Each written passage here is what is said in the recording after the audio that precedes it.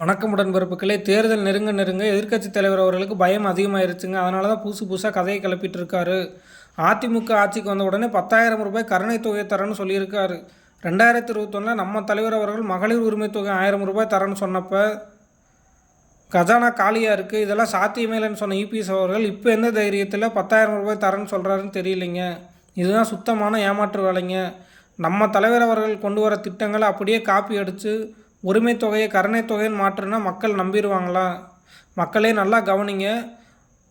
தேர்தலை காரணம் காட்டி மகளிர் பாதிக்கக்கூடாது என்பதற்காக பிப்ரவரி 14 மகளிர் உரிமை தொகையாக 5,000 ரூபாய் வர வச்ச நம்முடைய செயல் வீரர் அண்ணன் முத்துவேல் கருணாநிதி ஸ்டாலின் அவர்களின் அதிரடி திட்டங்களை கண்டு மிரண்டு போய் தான் இபிஎஸ் அவர்கள் வாய்க்கு வந்ததெல்லாம் வாக்குறுதியாக வெளியிட்டு இருக்காரு.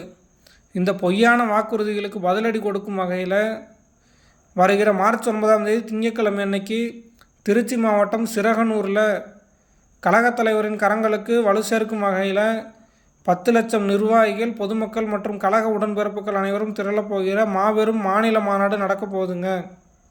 நம் தலைவர் தலைமையில் அந்த திருச்சி மாநாட்டில் அனைவரும் சபதம் எடுப்போம். திராவிட மாடல் ஆட்சி மீண்டும் தொடர நம் தலைவர் அவர்களை மீண்டும் முதல்வராக்க இப்போதே களம் காண்போம். அனைவரும் வருகிற மார்ச் 9 திங்கட்கிழமை அன்னைக்கு மாநாட்டில் சந்திப்போம். நன்றி, வணக்கம்.